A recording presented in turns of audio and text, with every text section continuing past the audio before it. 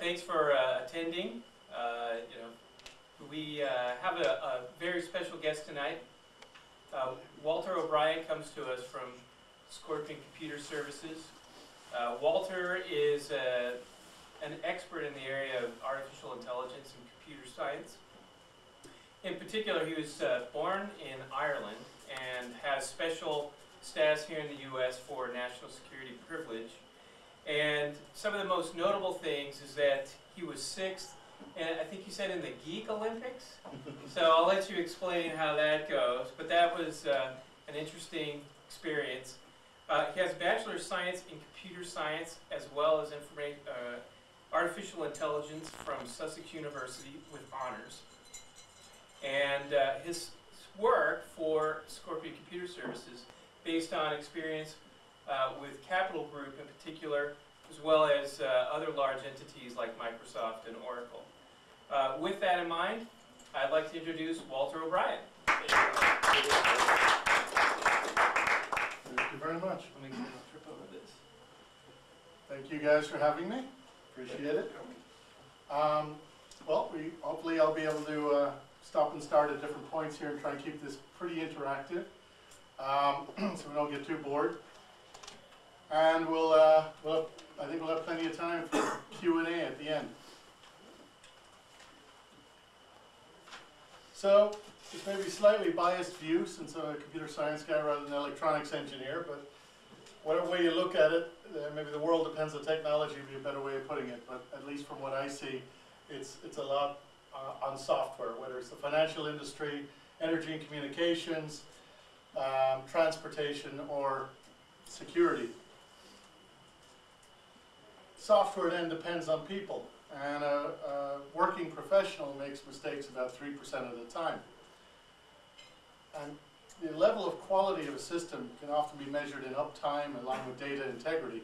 How often is the system available, how often are mistakes made, or the system goes down.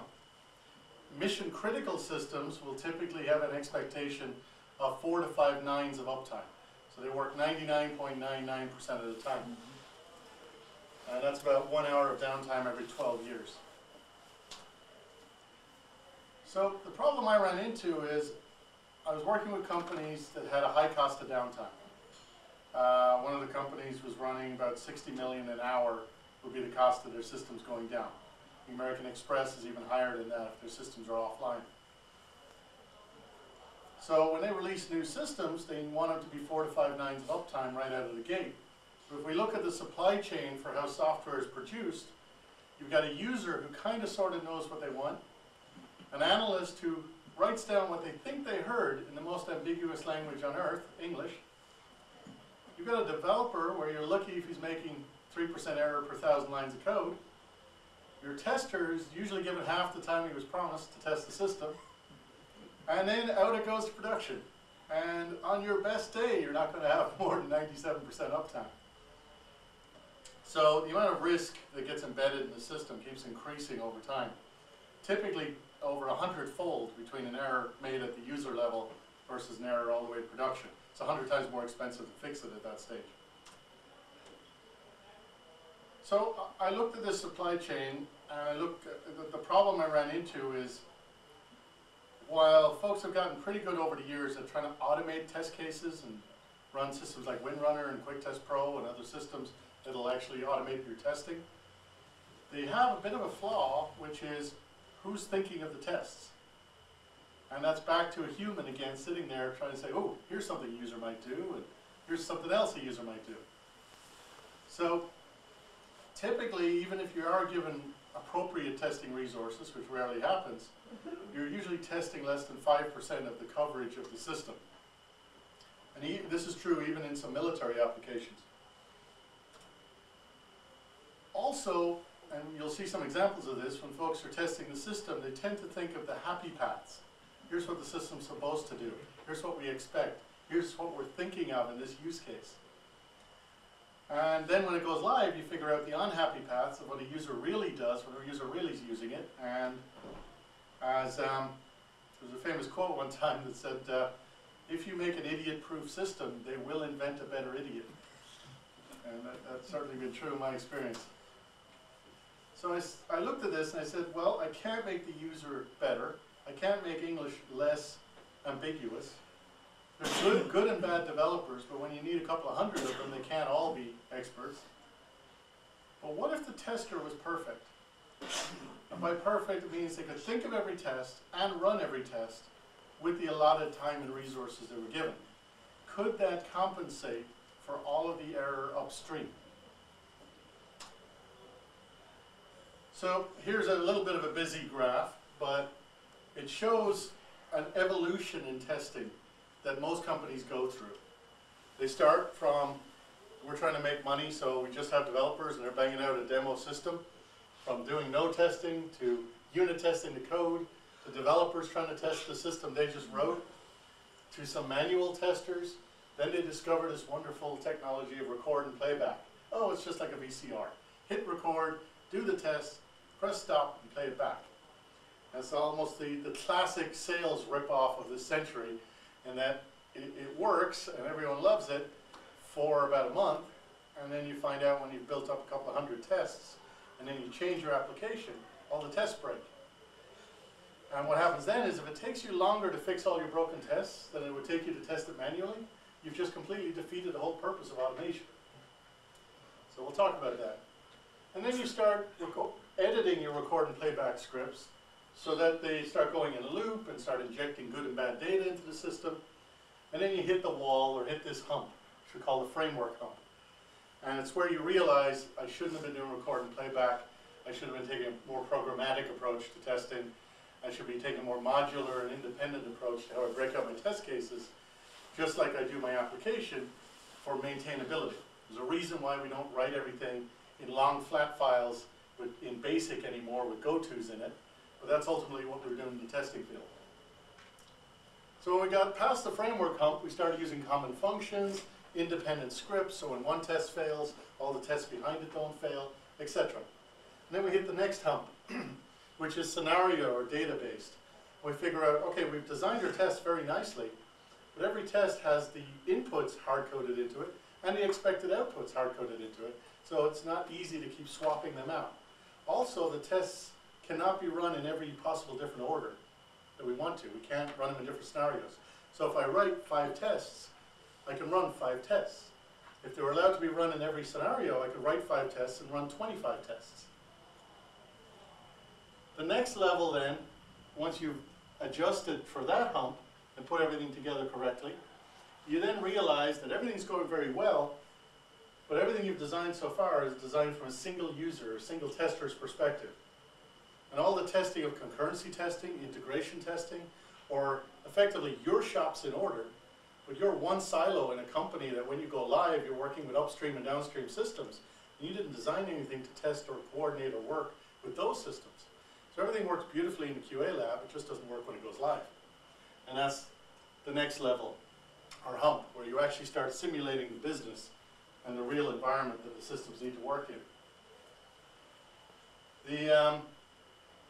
Down here, these modes, I won't go into too much detail, but it's basically what order you'd run these tests in order for them to make sense. One of the interesting things we found as we designed frameworks to get through all of these humps was that every time we went to a new level of testing, we actually picked up an extra 9 in our uptime. Now the question is, well, how much is overboard? How much testing is enough testing?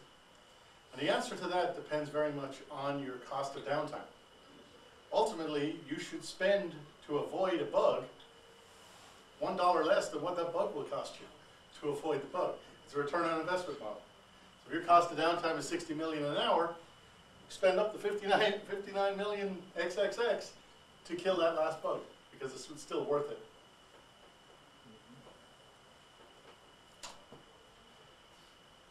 Everyone's heard of the easy button at Staples? So I often get asked by non-technical executives in the company, what is it you do again? And I had to come up with better, clever ways of explaining it. I'll show you one of these here. But typically this happens that if you run a QA department for a while, and you manage to run it well and get systems running and humming along very nicely, you'll eventually hear the comment, what do we need all these QA people for? We haven't had a bug in months. or years. And that's the sad truth about what we do. And if everything's disastrous, there's plenty of QA funding. If you actually run the shop well, they forget why you're there. So what I did is I told folks, I'm building a magic box, and the box has 5 buttons on it. And what I do is every time the company's going to release a new system, I will press my 5 hard buttons, and when they pop up green, we can do a release, and then everyone's happy. So the first one is project risk. Those of you here familiar with projects, PMP, sponsorship, single point of failure, and skills and budgetary issues will understand that one. Next one is functional risk. Does the system do what we think it's supposed to do according to the requirements of the system? Non-functional risk is this, I like to phrase it as the stuff the user expects to be there but didn't tell you in the requirements. Failover, backup, load, performance, metrics, monitoring, diagnostics, logs, security. They just assume all that will be there. So that's some of your non-functionals. This one, deployment risk, we kind of learned the hardware, and it's almost one of the most underserved areas of the market, one of the most important. It actually, when we measured it, eliminated 2% of our downtime. And what it is you managed the project well, your developers did a decent job, your tester tested the heck out of it, and the system worked well. Everyone went home all happy, patting each other on the back, and then you find out Monday the users are all angry at everybody because someone grabbed the wrong version of the file, pulled it into a dirty compiler environment, built it with the wrong version of the compiler, slapped it into install shield, pushed it into production with no rehearsal or way of rolling it back, messed up the configuration because no one documented it, and made everyone look bad when the systems were down, when in actual fact the original system was fine, but the deployment was not organized properly.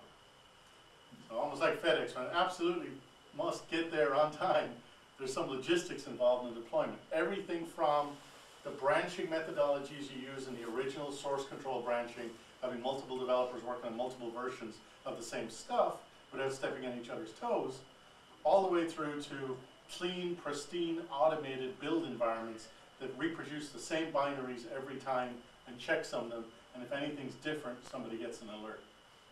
So that's another functional area that we have expertise in that unfortunately is underserved by the market. The last button on my box was a new button for me. For years I've been releasing software, 22 years.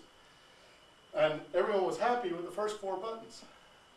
And then, in the financial services industry, I started getting problems 6 months later when someone would come and say, great release, no bugs, everyone was happy, but where's your signature that allowed QA to accept it from development? And where's the security protocol that proved that developers could not access the QA results? And where's the note that says that the QA folks could not access the source code? And I'm like, okay, well, I just did a good release with no bugs in it. I wasn't worried about the paperwork, which is typical of engineering to a large extent. So we added one more button. And compliance risk relates to SOX 404 or SAS 70 Type 2. It relates to the whole area of segregation of duties, access administration, and the hardest one, migration integrity. How do you prove that nobody slipped some malicious code into the system? How do you prove that what was developed was what was asked for? What was QA'd was what was developed, and what was shipped was what was QA'd. And prove that absolutely. The simplest answer would be, well, we'll just check some all the binaries and prove they all match. No, you don't. If you have an enterprise level system that actually has to be configured differently to run in each environment, then the checksums don't match. So that's something else we learned to deal with. The next thing related to this testing, I'll show you how all this comes together in a moment, is these regression frameworks with that evolution slide I was showing. After I've now architected 7 of these, we started learning some lessons. And somewhere around the 4th one, I sat down and said, okay, this time I'm going to think it through. What am I trying to do? What is a regression framework? And ultimately, what it came down to is, what I'm trying to do is avoid the things that sabotage your regression framework. For anyone here who's been around systems or software for more than, I'd say, 2-3 years, how many of these things have happened? Someone's rewriting the GUI, someone needs you on multiple platforms, or you need to port it to the iPhone, your operating system has just gone from Vista to Windows 7, your test engine that you were using is now obsolete. The workflow of how the system works has changed. Your database has now gone from Sybase to Oracle. Your staff skill set has changed. Somebody outsourced half the developers. 2 systems merged, or 2 systems had to separate. Every one of these major change events will typically take out a testing architecture.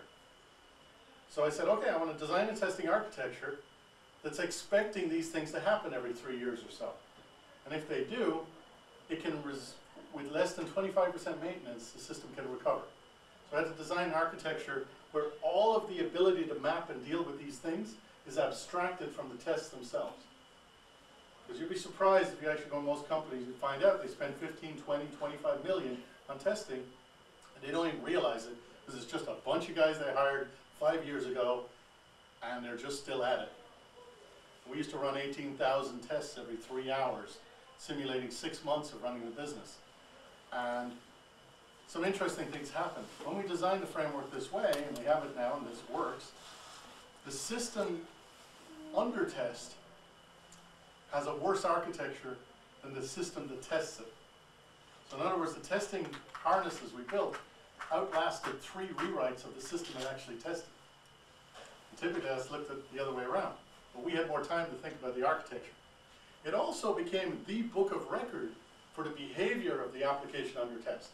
Because any application, I'd say going beyond 3 years, someone didn't update the docs, the requirements, the specs, etc. Those were all pristine version 1.0. Version 5.4, those things are pretty out of date. So what happens now is next time you go to rewrite a system, the benchmark for knowing that it's at least no worse than the previous version is that the old test can still run on it. They used to run on the other system and get the same results where 1 + 1 = 2. So the recommendation then, we need some systemized approach to describe the system we're testing, think of all the tests for it, output those tests, and then execute them on one of these frameworks. And that's where I come up with a system called ScenGen. Stands for Scenario Generator. When I did my artificial intelligence degree, one of the first courses our professor gave us was called the Frankenstein effect. He said, pick your favorite game, and your homework assignment is to write a program that can beat you at your own game. So I wrote a chess application, and yes, it beat me consistently at chess. And one of the things I noticed is when I assigned the chess application to play the chess application, it would play a long time, but it would systematically eventually play every possible game of chess. So what I did is I built that double-headed chess computer again, but this time built it in a way where I could abstract from it the concept of the rules of chess into a modeling language, where I can now describe any circumstance as a model, and it'll generate every possible game, every move. So I think I've just said verbally what's on this slide. For the folks who are interested in the science of this, briefly, that's what I had to do. There's 4 or 5 areas of computer science that are usually taught and kept separate for a reason. And that's forward tracking general problem search, backtracking general problem search, finite state automaton, deterministic and non-deterministic models. And all of that is in one recursive algorithm. It's also written in raw NZC with no libraries and no other support. And the reason for that is for military applications, integrated circuit applications, etc. Basic C is still the most common denominator to run on the widest number of platforms. So, when a person thinks of a test, they lay out the actions and the steps of the test and then the expected result. What ScenGen does is it takes that model and expands it out to everything a user can legally do, everything they can structure, and gives you all the possible results they get, and then does depth first recursion left to right. All the way down the tree to the left, that's one scenario, all the way down and one to the right, 2 scenarios, all the way across the tree. When you zoom out on that tree, where every one of these spots becomes a pixel, you end up with the first X-ray or MRI scan of what a piece of software really looks like from the point of view of all the scenarios in it. This graphical view has many analogies kind of in the medical field that seem to be interesting. First one is, ever been working on a project and you're coming down to nearly ready to ship it, and those frozen requirements suddenly become unfrozen and you want to squeeze a couple of extra buttons and a couple of extra reports in there? When that happens, you generate your model based on, without those changes. Then you generate the model with those changes, and then you diff the two of them. And if in this case we take the blue, for example, what you find is the true impact analysis of those last few changes. Yes, sir, I know you only want to add 3 buttons, but that's 500,000 new tests if we want to completely test the system. Also, you get bugs. You get a constant stream of bugs in different areas, and you just kind of fix them blindly. What I found is bugs have patterns and trends, almost like cancer does. So if I've got one little bug up here, this little piece of red, we should just fix it. But if I've got a whole chain of bugs like this one here, we should rip that out and re-architect it. That developer didn't know what he was doing, and all that code is bad. Question? On the question of trees, about 2 or 3 slides back, is it possible to have various actions and then get the same result, for example, 2 different paths? Absolutely. And a little bit of context on this. When I first came up with the idea of this, my initial thought was, well, that's easy. My next thought was, well, somebody must have done it. My next thought was, well, I got a big budget, let's go buy one. 2 years later, I just had the same thoughts, but no one had built it, and no one was selling one, and I couldn't buy one. So I still went, it can't be that hard, right? So I sit down to write one. 4 years later, and a lot of code, I figure out why no one had written one. And it's partially because of the reasons you brought up. And we'll get into combinatorials and, you know, what use is it if you get 2 billion tests, because how can you run them? We'll cover all of that in a minute. But yes, in any application, there's infinite loops. You do the same thing over and over again, right? First time I ran this in a system, it went to the login screen and went log in, cancel, log in, cancel, log in, cancel. It was stuck in a loop. So I had to deal with looping. Second thing is multiple ways to get into the same point in an application, and then everything else from that application, from that point onwards, is logically equivalent. So you don't want to duplicate those tests. So you need the system to be able to collapse in what's called a diamond shape. I log in here, then I got a lot of things I can do, and then I only got a couple of ways of logging out. So it does that. It builds that into this tree structure. Good question. The next thing that's kind of nice about this is the, I'll skip the obvious benefits, but the performance. Human testers, which we managed for years, would do about 30 scenarios a day. And for those of you that are offshoring that stuff to let's say, Wipro or Tata overseas, fully loaded, they average about 40 bucks an hour. Then you've got 30 test cases a day, so you're paying about 8 bucks a test case. So the part of the business model, and I'll go into that for ScenGen in a moment, is we charge $1 a test case. And that might seem expensive since it generates $1 billion an hour, but at the same time, you can always go back to the old way. The other nice thing is it eliminates the need to maintain those test cases. If you change your application, you don't maintain them, you throw them all away and you generate them again. What can this apply to?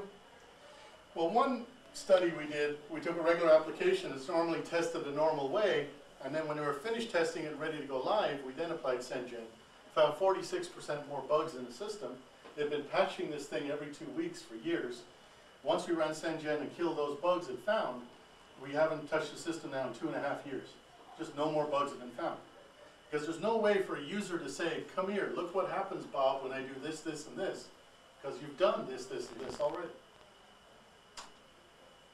Possible applications for this? Exhaustive testing is the obvious one. Mission critical systems where you just can't afford the downtime.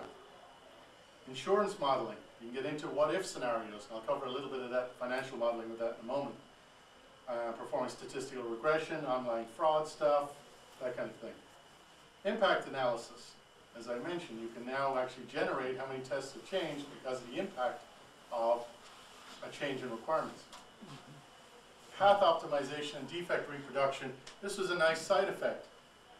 Kind of like when a developer writes code and compiles it and gets a whole bunch of errors the first time.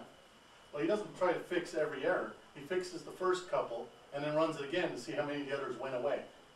It's the same with this. You run it and it finds 1,700 ways of crashing your system. Well, you sort the scenarios by their length and then start with the shortest way to crash your system. If you fix that, maybe a lot of the others will go away as well. So actually, like a GPS system, will give you the shortest path to reproducing the defect. It also gives you absolute reproduction, which you can't take for granted because you get a lot of manual testers they're like, every now and then the system freezes. But we've been banging on it for a week and a half, so we have no idea what combination that we did that caused it to freeze. But it just freezes every 2 weeks. Well, anything you do with this is reproducible. Single point of failure analysis. That's a new one. Typically you can prove there's a single point of failure in the system by finding it. Problem is you can't prove there isn't one. I believe now you can prove the absence of a single point of failure, and I'll show you that in a moment. Disaster recovery, business continuity, emergency responding scenarios, all of that is, again, picture anywhere on the planet where you've got a guy scratching his head going, have I thought of everything could happen here? And humans are inherently bad at this, and I'll show you some examples. Here's one system we put together as an example to the testers. It's a simple email system. You got a login screen, double click the icon, log in, hit new, fill in an email, and hit send. I gave this to 60 testers, and I gave them 3 weeks to give me as many tests as they could come up with. And then we removed duplicates from the tests. And we ultimately ended up with 60 different tests. Like, that's pretty good. Although typically testers are not given 3 weeks on 4 screens. But that's good, we got 60 different tests. So in those 60 tests, I was wondering if how well the coverage map had worked. And the coverage map is ultimately the way people use the system, the use cases, against all the features and buttons in the system, and making sure you've touched everywhere that they cross. And you've tested that. So coverage is 100% coverage. You've touched every line of code, every if statement, you've hit it for the if and the else. So here's a login box, username, password, OK, and cancel. And to keep it simple, let's assume that the data here is just right username, right password, wrong password. How many tests are there here? And before people start trying to do it mathematically, just think through in a regular testing environment, if you're a tester asked to test a system, how long are you going to spend on this, and how many tests are you going to do? Anyone want to guess a couple of numbers?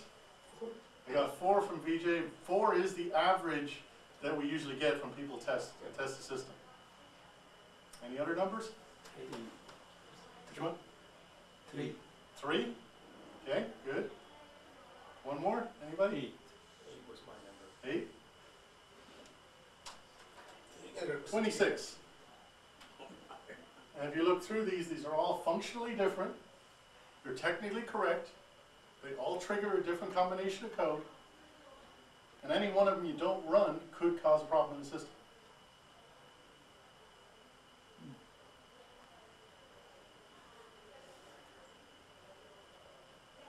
There we go. The other thing is down here, a little note says state loop. State loop, it comes back to your point about what about infinite loops or hitting the same point twice.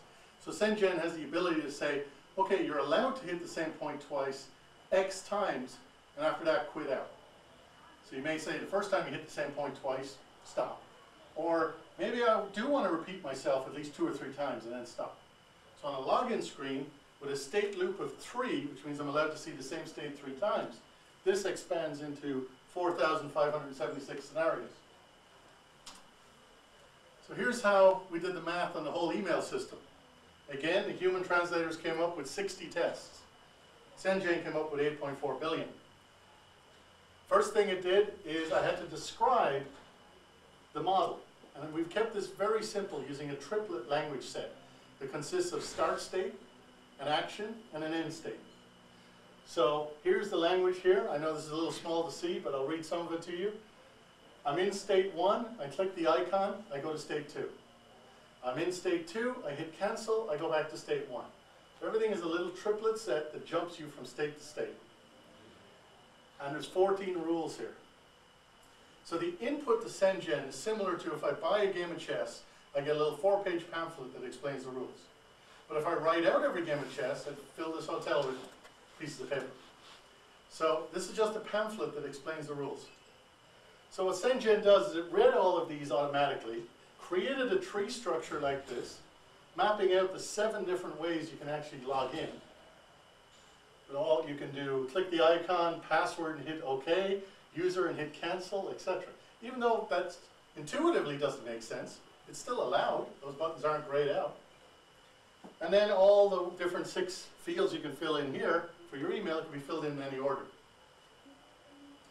Now, what the system did is, because it's stupid, it has no ability to make human assumptions, it did come up with a test that none of the manual testers thought of that actually crashed the system right away. And that test was this one down here. Click the icon, username, password, log in, hit new email, and then hit send. You're sending a blank email. Program, nobody, again, look at the supply chain. The user, why would he send a blank email? The person writing the requirements didn't think of that circumstance. The developer assumed he wouldn't get null when he wrote his code, and the tester didn't think of that test, because who does that? Well, they invent better idiots. Some idiot will do that the first week the system goes live. So ScenGen thinks of that because it doesn't know any different. If it's allowed, it thinks of it. Now, let's talk about this ridiculous number here of the 8.4 billion. That's not much use to us either if we can't run that many tests. Even if you have an automated testing system and you run it in a good lab where you've got plenty of horsepower, you're still not going to be able to run billions of tests unless you want to wait a long, long time.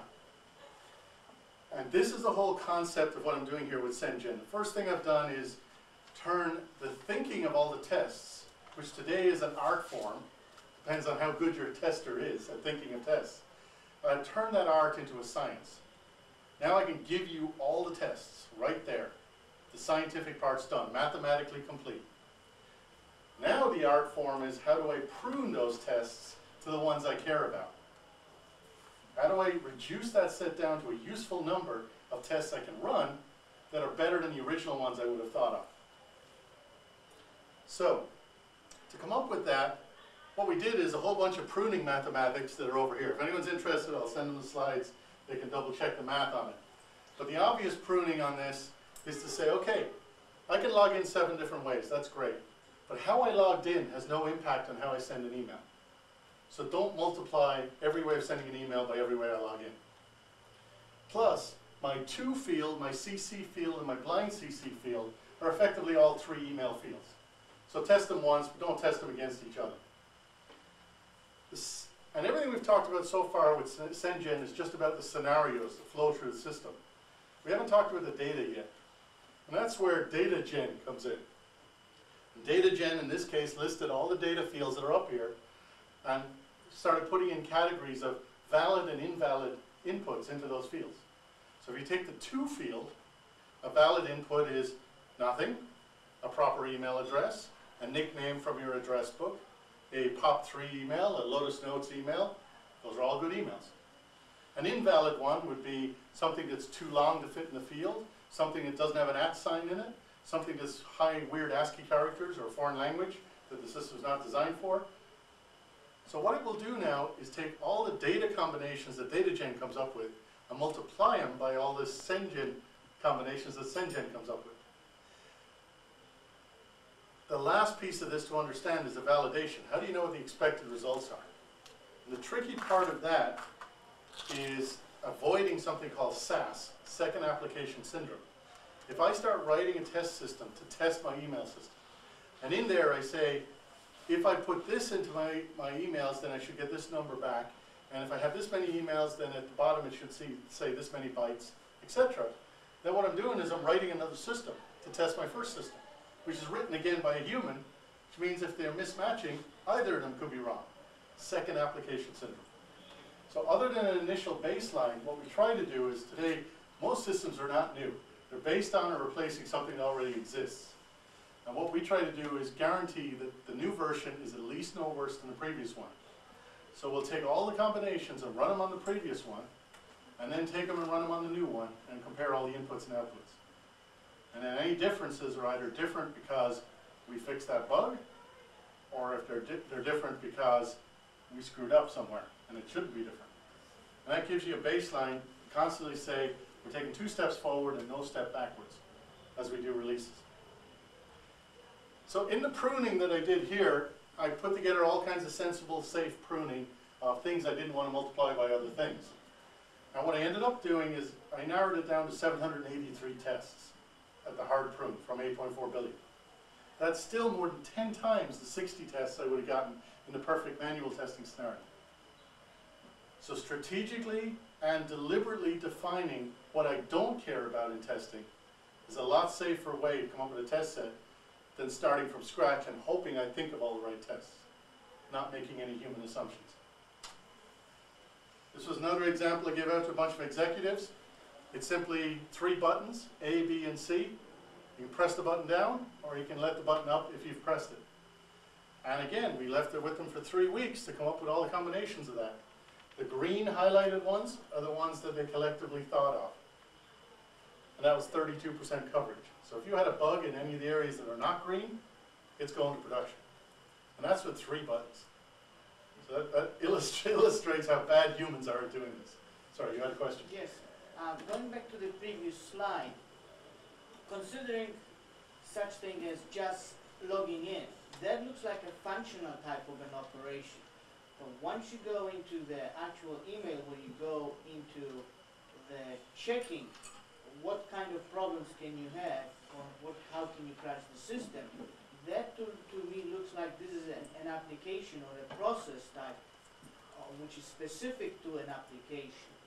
Do we ever think in terms of splitting up and saying we have something that is strictly functional, which is generic, versus something that is specific to the operations, for example, for the financials, disaster preparedness, or things of that nature? The reason why these things are all mixed together should now become a little more apparent, because logging in is deterministic. So only a limited number of things I can do, and I have to do them in a particular order.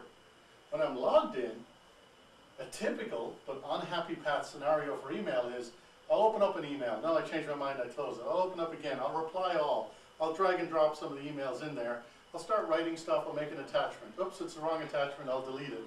Then I'll save it in my drafts folder and go to lunch. Then I forget about it, and tomorrow I'm going to open it again, finish it, and then hit send. And that's actually, if you think about it, a pretty realistic normal scenario. It's just not going to be in anyone's test plan. To do that, ScenGen needs to be able to do non-deterministic, which means there's any number of things you can do next, in any order, do forward tracking, problem search going down the tree, and then backtracking because you just changed your mind. That was the wrong attachment you attached.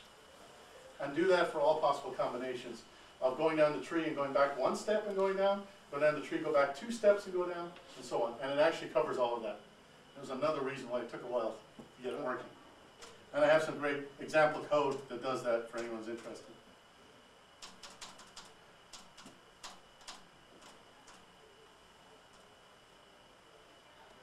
Some communications applications, and I said I'd talk about single point of failure testing, which I will in the next slide.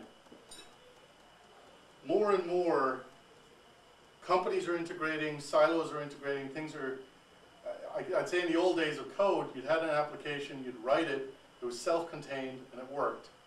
Now the problem is there is almost no systems like that anymore that are standalone. Everything talks to half a dozen other systems, and they're all optimistically coded that they'll assume that everyone else will give them what was expected in the API or the service bus or whatever they're supposed to get. And when everyone's optimistic, it doesn't take much to crash a system like that. So you've got race conditions. Race conditions means I sent part A on the network and I sent part B. Because they're rerouted differently, B arrived before A. So B beat it in a race. Now, can the system gracefully handle getting things in the wrong order or not? Hammer and load testing. I've got a protocol, but I don't know how much load it can handle. Negative testing. Let's generate garbage. Let's deliberately create noise and corrupt the protocols and blast this server all day long with the wrong protocols. It should gracefully receive and ignore everything until it gets the right protocol hidden in there somewhere. This is the kind of testing you need to do for high levels of uptime for any protocols or any communication, especially between multiple systems that were all tested individually but now have to work in production together. And ScenGen is very good at this because now it just takes all your network packets, if you want to work at that level, or take all of your protocol communications, you can say 12 things in a protocol, and take those and broadcast them in every possible order. Here is a network diagram. It's supposed to have no single point of failure. Other than going, looks like plenty of arrows to me, it's kind of hard to tell. Again, it's back to, I can prove there is one when it goes down, but how do I prove there isn't one? Especially when these are actually 10 or 100 times more complex than the one on screen. So what ScenGen does is I build this model with all the connections, and I run every connection between these servers and those databases. And then I systematically crash every server one at a time. And when this one's down, I'll now run it again. Can ABC still talk to 1, 2, 3 through some other method? And crash every server one at a time. If by the time I get to the end, every component has failed, and in every circumstance, everything can still communicate with everything else, I've proved the absence of a single point of failure. If something did fail to communicate, I found a single point of failure. Either way, again, it's mathematically complete. Now, when we do that, do we just limit to each individual server, or do we also go and say, let's attack and see we have 2 servers failing at the same time, and see It's not a if there single is? point failure. That's your choice. Do you want single point of failure, double redundancy, triple redundancy? It depends on what you want. The nice thing about ScenGen is, while it's complex in what it does, how to use it is very simple. And the granularity level that you decide to apply it to is up to you. You can apply this at the top level of an email system, just jumbling the major actions a user can do, or you can focus it like a laser beam on all the ways it could upload binary attachments to that email and make sure it gets all those files in the right combinations working. And it's the same with your network protocols. You can do it on the packet level, or you can do it at the application layer level. And it's that granularity that gives you complete flexibility. And if you really have a true application that has, 5,000 pieces of functionality and 50 screens in it, you're not going to ScenGen the whole thing.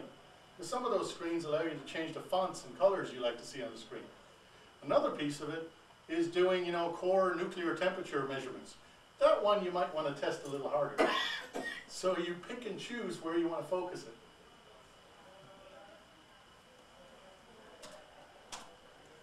Here's one you might like. For those of you who have folks managing your money, money manager. The question you ask yourself, let's say at the end of the year he got you 13%. Obviously this slide is a couple of years old, so it wasn't last year. Could be this year. Maybe if we're lucky. How do you measure, or what are your options for measuring that money manager? Well, you can measure them against the market indexes. You can measure them against their own performance the same time last year. You can measure them against their peers. There's a million excuses in those measurements on why they got lucky or didn't get lucky or whatever. But what if you pictured stocks as a deterministic model, where at any one point there's only 4 things I can do: buy more, sell what I got, hold it, or short them. Now if I keep that simple to 2, buy or sell, I can create a model where I bought when I sold, and I sold when I bought, and I did everything he could have done. And then I pull in the market history for the prices for last year. And I go down each branch, each scenario again, and I find out that the worst possible performance was -6. He could have lost 6% of my money. The best performance, Monday morning quarterback being perfect, was 18%. So in that range, the person managing my money is 75% accurate. That's not bad.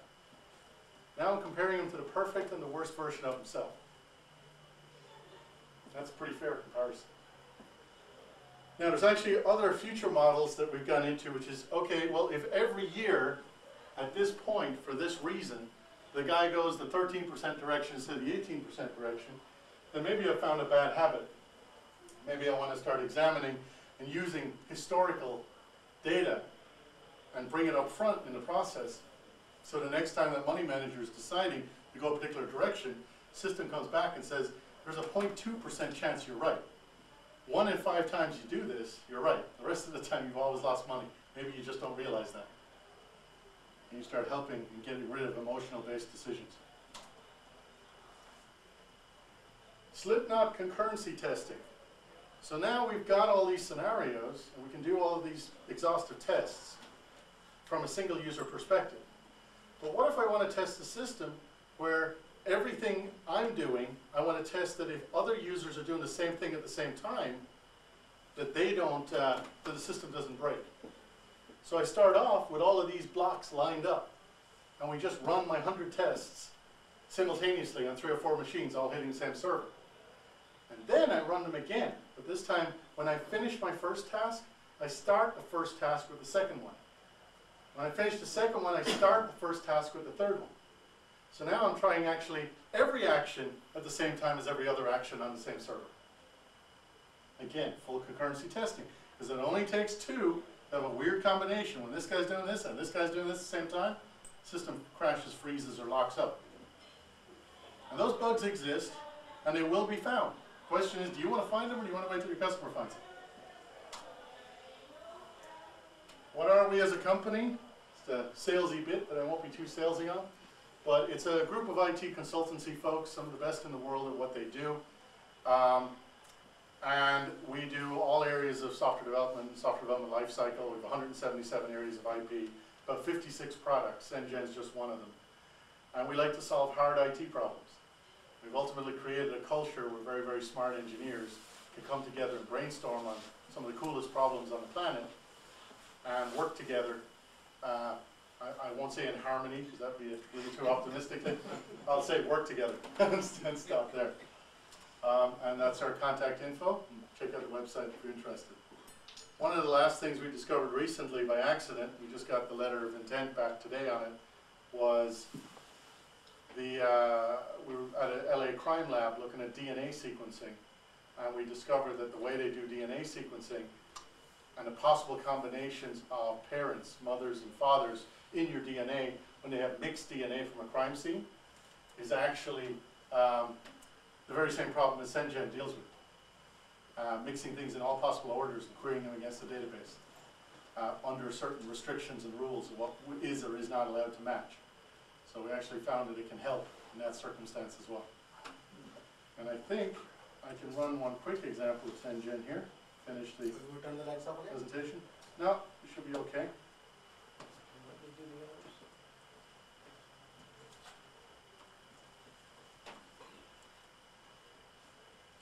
What I did is after I ran this on a financial system, I wanted to prove it wasn't, it's pretty fast, I wanted to prove it wasn't actually hard-coded. So I then took the financial model out and put in a model of our kitchen. And I said I can grab a cup. In most people's office kitchen, you got flavoring, you got sugar, you got milk, different combinations of things. And I set the state loop to 3 or 4. So it gave me, oops, this is off screen, sorry. This works better.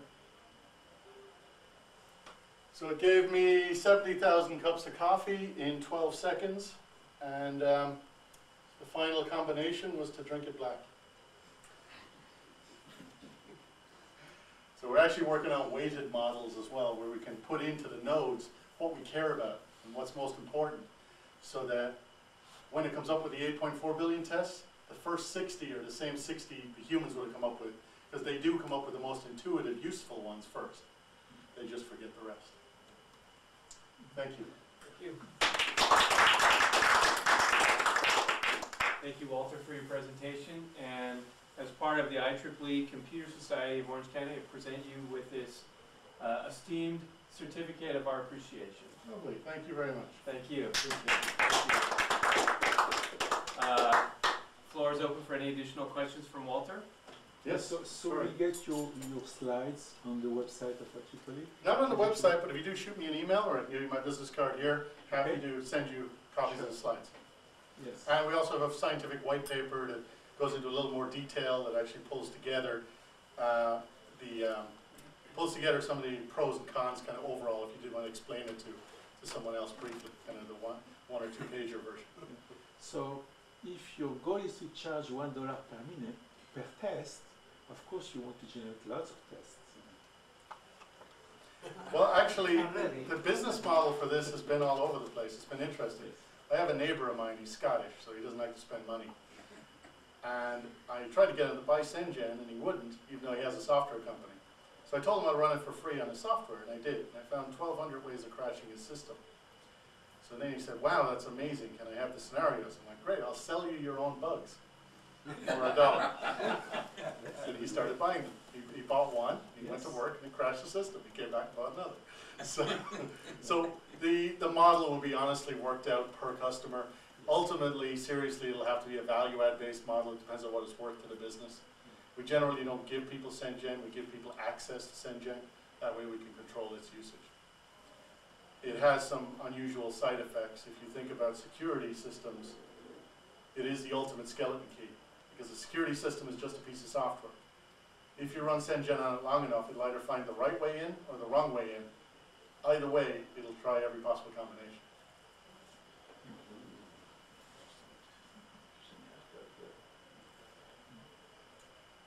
Any other questions about anything that we brought up? I can ask anybody else, I don't Go want ahead. to monopolize. One of the possible tools that you had is automata, and you didn't discuss that as in terms of application. Could you go into that a little bit further? Which tool? Automata, finite automata. Oh, finite automaton. Yeah. Oh, yeah. Well, it's simply the fact that there's a set universe of possible actions. And there's a legal order of a subset of that universe of actions that cannot be run, but all of the rest can be run at any time. It's like if you're using Microsoft Word. There's whatever, 150 menu options. At any point, as you're doing anything else in Microsoft Word, you can suddenly jump to one of those options. But if you start doing mail merge, you're now down to 5 determinate next steps you can do till you get back to the original modal dialog. So that's what I mean by finite state automaton. There's arguments I've had about whether it supports infinite state automaton or not. I think more realistically it supports non-deterministic models, because there's always a defined possible number of next steps. It just doesn't necessarily need to know which ones come next, just like the cups of coffee. There's no rules in which order they need to be in, which means it comes up with every order. Now, switching gears a little bit, you talked about business model.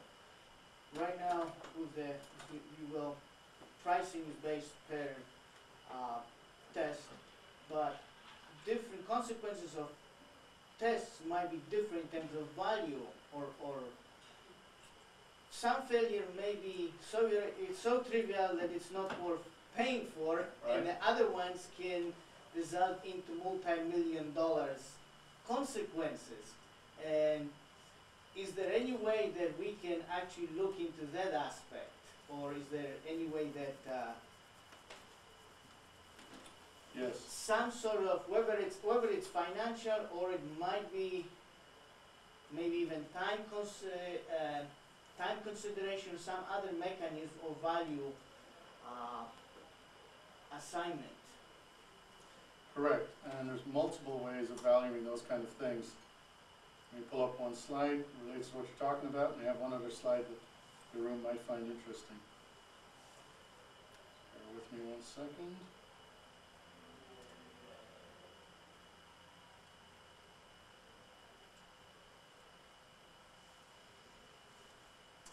There we go. If you take the tree nodes and you start putting values on them, and then you allow those values to change as they fire, you've now got the definition of a Hopfield neural network. When the humans would test an email system like this, they know it's an email system.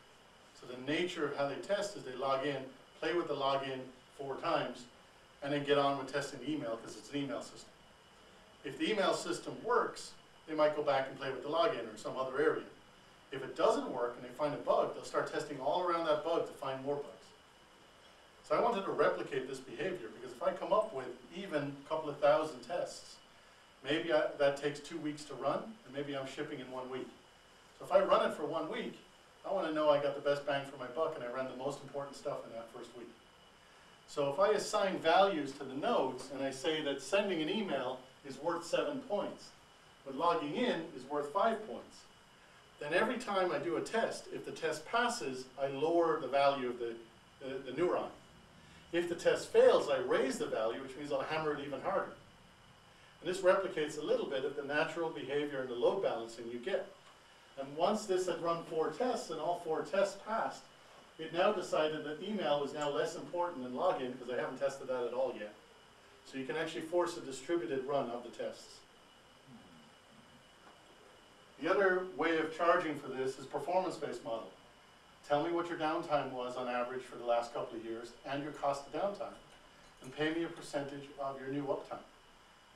If you're losing 10 million a year because of downtime, and I eliminate it, maybe that's worth 2 million to you. Doing salesman math. One other thing here, are we okay time-wise? Yeah. All right. Here's something this allowed me to do that we have some pretty experienced people in the room. Ever develop a gut feel? Ever been doing this long enough where you know that this release going out this weekend, you can't sleep? Everything went wrong, the requirements kept changing, the guys changed their mind. The main architect's a Java guy, and this is a C program. So you know it's going to be bad. And then there's other times where you're not too worried. The guys know what they're doing, everything looked good, the initial testing looked well, the requirements have been frozen early on. How bad can it be? And that gut feel over the years gets pretty good. And I had developed a gut feel, and it annoyed me how accurate it was pretty often. I'm like, is there a way of using this? If I've got all this fancy QA stuff, and I've got coverage, and I've tested everything, shouldn't I be able to tell something predictively about the risk that's going to happen? So, I came up with a little formula. And in the formula, I put in the elements that I think made up my gut feel. I think they also make up your gut feel. One of them would be the missing functional risk. How much functionality, as we start testing the system, we're missing from the requirements originally. Code familiarity. Have we been coding the same language for 10 years, or is this brand new to all of us since the first time we're doing PHP? The QA bug rate. Per 100 tests I do, how many bugs am I getting? How many was I getting in production? What's the maturity level? Is this a 10-year-old system, or am I the first person to launch it? What's my sibling stability times my similarity? That means my other system next door, they just upgraded to this. They were similar to me. They've been around just as long. They just upgraded to Oracle, and they went live, and they're fine. That contributes to my gut feel. So all these are like a FICO score. They bump your feel up or down as to whether things are going to go well or not. So I did this for fun. I had all the metrics. So I decided I'd put my neck on the line, and every time we went to do a big release, I would announce how much downtime we're going to have before we released it. And 30 days later, we do a post-mortem to find out what actually happened with the users. Every 1/10 of a percentage here is a bug. I forecasted 1.5 bugs, we got 2. Half a bug, 1. Half, none. 2, 2. 7, 8, 2, 2, 3, 3. Out of 40 releases, it was 90. I was expecting an 80-20 rule at best. Out of 40 releases, it was on 56 tiers. It turned out to be 99% accurate on the number of bugs and 97% accurate on the severity of bugs. And I calculated severity very simply. I just took all the bugs we found so far, and I said 1/3 of them were highs, and 1/3 of them were mediums, and 1/3 of them were lows. So why would I assume the ones I haven't found yet would be any different? And it actually kind of worked. It also turns these kind of software releases into a business decision. Instead of the Oliver Twist story where you go to your manager and go, please sir, can I have some more time? I now got to go to him and go, you can release anytime you want to accept the risk that I'm 99% certain will happen. And we actually had a circumstance where if we did not change the system, we could lose $1 billion customer. But I knew there was at least 2 hours of downtime, 60 million an hour, $120 million would be lost if we do release the system, because I haven't found those bugs yet. We made a business decision that 120 million is less than a billion. We told everyone it's going to crash for 2 hours. We released the system out. It crashed. Funny thing happened. Nobody was angry. Because expectations had been set. Everyone knew it was going to happen. They knew why, and they knew it was a deliberate decision. Took the pressure off everyone. Finally, software is business, not black magic. Can I still indulge you? With looking at the risk, there is the other aspect also from businesses, the cost avoidance once you apply, let's say in the nuclear field. Obvious case, explosion of the reactor or meltdown. Consequences are very severe. Or in military, like the case of these, the Germans lost a tanker, and now they're looking at about $3 million in compensation to the Afghan civilians. In those cases, is there any way that, looking now somewhat from a lawyer's perspective, that we can also include that the costs of my failures or that are possible if I don't design my reactor with those safeguards? Okay, interesting you should bring up lawyers. The funnest thing about this project is when I invented it, I thought it'd be a cool testing tool. Every few months I'm learning what else it can be used for, because it kind of solves a human problem. I've had lawyers come into the office wanting to use it on contract negotiations where they haven't thought of all the clauses they need to protect themselves from, of what could go wrong in a licensing agreement. I had the writers of CSI Miami come in and say, if I put in all the inputs to the beginning of one of these CSI shows, where I say, here's all the possible suspects and here's all the crime scene stuff, can it come up with all the possible endings to the show that shows who done it with enough, so I'll pick the one with the weirdest twists in it because we're running out of ideas for the possible ending. I mean, here is example of Yeah. the severity. I mean, if you don't have the best solution, most unlikely consequences for you are less viewers, less money for your for the network. So ultimately, that's back to calculating the true cost of downtime. Right. And brand recognition. I mean, maybe you only lose a few dollars, but now your customers walk away, or you get bad press coverage, or you end up in the front page of the Wall Street Journal. What's that worth? You know, and that's an argument that can go on all day. So somewhere in the middle is what it's worth. But I thought Yep. at this moment an actual monetary values. I'll tell one last quick thing Yeah. that's kind of a nice summary to all of this. I think the guy's name was Adam West, but it's not the Batman character. Joined Microsoft to do their QA, and he was heading up the QA department. And the HR department told him, "Don't worry. For years we've been gathering good QA resources in the HR database, so you can staff up really quickly." He went, "Great." He took the job. He went in. When he logged into the HR database, he found that it was all these guys who had interviewed for a development job. And at the bottom, the comment was, "Not good enough for development, try QA." He was now writing this article because he's developed model-based testing not entirely differently from ScenGen over the years at Microsoft and gotten very good at it. He gotten very clever ways of doing programmatic testing. So it's now 10 years later. He just finished interviewing someone who wanted to join the testing team, and he was typing into the HR system, "Not good enough for QA, try development." There you go.